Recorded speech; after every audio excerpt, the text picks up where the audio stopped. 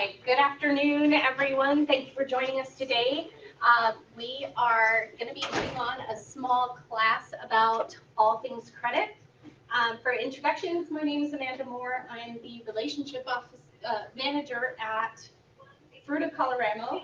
And I've got Troy here with me, who's the Relationship Manager of Orchard Mesa location. We just wanted to give everybody a little bit of information about how you build credit and why credit is important. So we decided to put on this little class. It will be recorded so that you can come back and watch it later if you weren't able to join us live today. To kind of get a feel for the audience, how many people here have a checking account? Okay, pretty much everybody here has a checking account. Who has a debit card? Pretty much everyone who has a checking account has a debit card. Very good. So who has a credit card? Okay, everybody actually, so that's good. And then who has a loan? Okay, about half the room has a loan, about half the room does not. Out of those products, does everyone know which two of those actually builds credit on this? You can speak up. The credit score or credit card and loan. Yes, yeah, just having a checking account and a debit card will not build your credit. That's using money that you already have. So a lot of times credit is borrowing money and repaying it over time. So what's the score? So a credit score is a numerical expression based on a level analysis of a person's credit files to represent the creditworthiness of that person. A credit score is primarily based on credit report information, typically sourced from credit bureaus. Lenders such as banks, credit unions, and credit card companies use credit scores to evaluate the potential risk posed by lending money to consumers and to mitigate losses due to bad debt.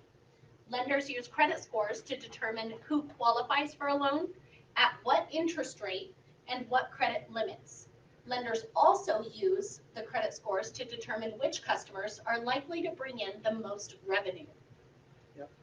And yeah, in lamest terms, best way it's kind of explained to me is your credit score is kind of your report card for how responsible you are, how well you make payments.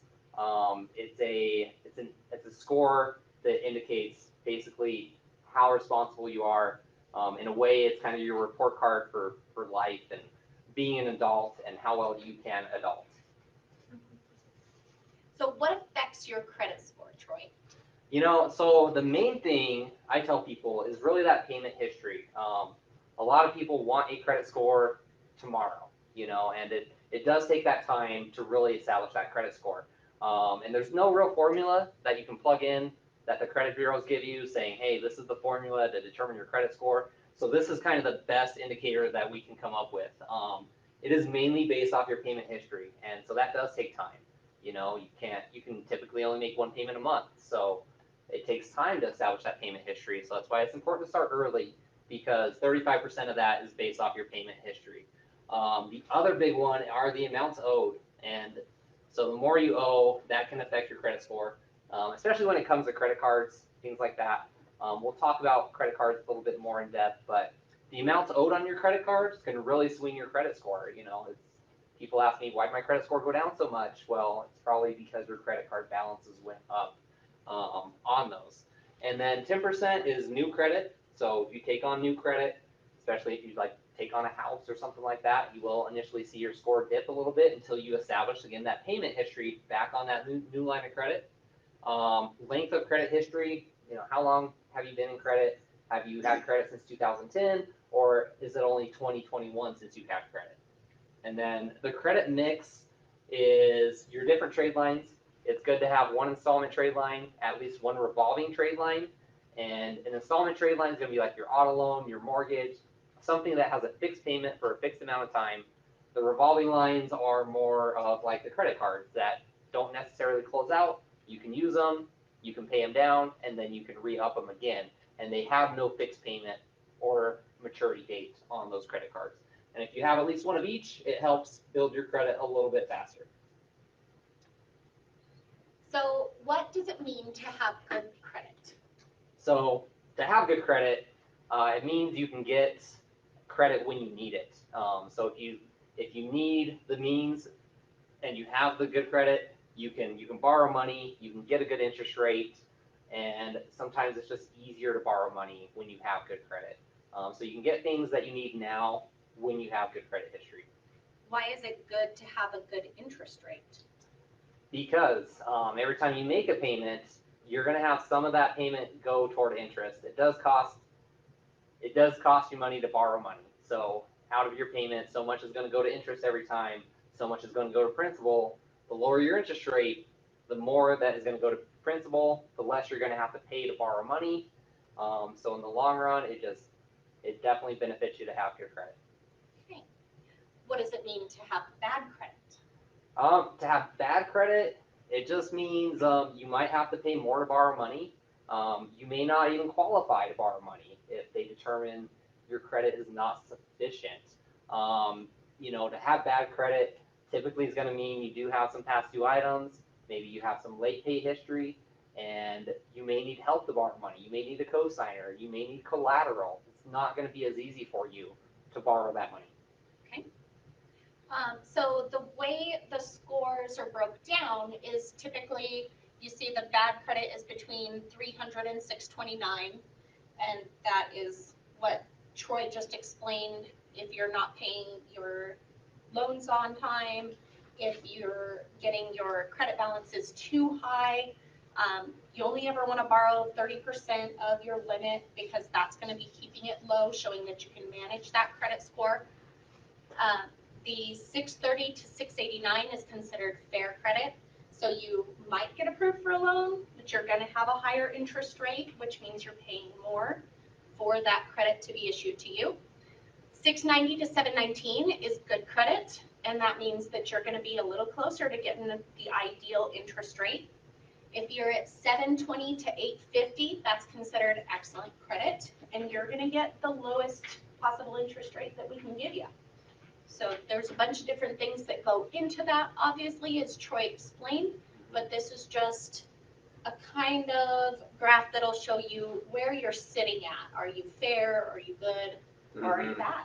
Yeah, because you can see a 680 score and be like, well, what does that mean? But that's kind of a good indicator of where your score is at there. How many people in the room are in the top dark green area with 720 or higher credit? So, okay, good job. That is good. That's a lot of good credit. That's a lot of good credit. So why is credit important? So, I mean, credit does play into a lot of different things, especially nowadays. People use credit for everything. You go to rent a house, landlords, they're going to pull your credit. They want to make sure their renters are reliable, pay responsibly, and have that good payment history. So, yeah, if you're ever going to rent a house, you need good credit. And then, as we discussed on interest rates, if you're borrowing money, you're going to pay less for that money. Your interest rate is going to be much lower because it's based on risk. And if you're a low risk and you have good credit score, the banker or the credit union is not going to charge you a lot of money to borrow. And then, of course, if you're going to buy a house, that is the biggest purchase you'll probably make in your lifetime. And you're going to want to start building credit now. That way, when you do go to buy a house, you will have that good credit history, and you'll have a good interest rate on your home, which really affects your mortgage payment. When you're borrowing hundreds of thousands of dollars, that 1% on that interest rate really can swing your payment on a mortgage. And then also, a lot of employers are going to pull credit as part of your background check as well. So it's used more and more common nowadays. People pull credit all the time for all kinds of things to see how reliable you are. Like I said, it's kind of your report card for being an adult and how well you make your payments. So how do I build credit, or how can I apply to build credit? If you need credit history to get a loan, but you can't establish a credit history without already having some loans, how does it all work? One of the things that you can do is have a secured Visa credit card. This requires you to put down an initial cash deposit. You can also build credit history by linking up with someone who already has it, such as a parent. You could co-sign a loan with them or become an authorized user on their current credit cards. The other way is by getting your first car. A lot of the times you'll have to have a co-borrower if you've never had a loan before, or you would have to have a significant down payment to be approved for that without a cosigner. And that's usually around $15K. Mm-hmm. Yeah, and if you're a first-time car buyer, definitely you need that big down payment, 20% down. And we'll work with people to get them into their auto loans and to help them start building credit. Obviously, it does help if you don't have credit, establish account history with the financial that you're looking to borrow money with. That way, at least they can go back and look at your accounts, make sure you manage your accounts well, and then start saving up money now. Because if you don't have that cosigner, you will need a significant down payment to help mitigate that risk. Because you're kind of a ghost when you don't have credit history, and it can be really hard to get credit when you don't have any credit history. So these are just some of the ways, if you don't have credit, these are some of the ways you can start building credit. And so this is from the Federal Reserve Survey of Consumer Finances, but this question, what is the average amount of credit card debt in the American household? This is a multiple choice question, so there are some 2,000, 4,000, 6,000, or 8,000. Any guesses as to what the average household debt is? 6,000. Okay, that is correct. Yes, yeah, 6,000. Which I was surprised. It seems like when I look at credit reports, it seems like there's more credit card debt out there. But then there are the people who just don't have any credit card debt either. So yeah, That was a good guess. Thanks. that was a good guess. I would have guessed higher, but So how do credit cards impact your score? yes. So this is a big one. Like I said, when people are like, "Why is my score down?" First thing I look at is their credit card debt, their balance to limits on their credit cards. This is usually the main culprit to bring down your credit score because it's easy to spend, it's easy to lose track of your balance and put money on your credit card. So it can get out of control sometimes, and a lot of people don't realize you want to be 30% of your limit. So if you have $1,000 limit, you don't ever want to go above 300. If you have a $10,000 limit, you don't ever want to exceed $3,000. So 30% of your limit on these credit cards. Otherwise, you will see a negative impact on your credit score sometimes. So, I mean, they are a good way to build credit, but you got to be smart about it, and you got to use them in the right way. The more available credit you have, the better. And then they say don't close out those credit cards, keep them open. Some people put them on ice in their freezer so they can't get to them easily. But don't close out the trade line because then that available credit you have goes away. So just don't use it, let it go dormant. That available trade line will stay on there. And like I said, the more available credit you have, the better your credit score. So that's kind of the reason why you don't want to necessarily close out those credit cards. So what steps can you take right now to prepare for your future? Anybody know? Start saving. Yes, Start saving. that's a good one. exactly right. Start saving money. Open up. Start building up credit. Yep. Small credit cards. And like I said, Colorado is willing to work with you and get you into something to start building credit. If we can't do an unsecured credit card, we can always do a secured credit card to get that credit history established. So yeah, we do have established a small credit card or a line of credit or a secured credit card to help build credit. And like Angela said, create a saving strategy. That way, when you do go to buy your vehicle, you're gonna have that money into it. Lenders are more likely to look at you if you have some skin in the game. You're already invested in that vehicle. So this is just some information. This is the Experian National Consumer Assistance. It gives information on how you can get your reports.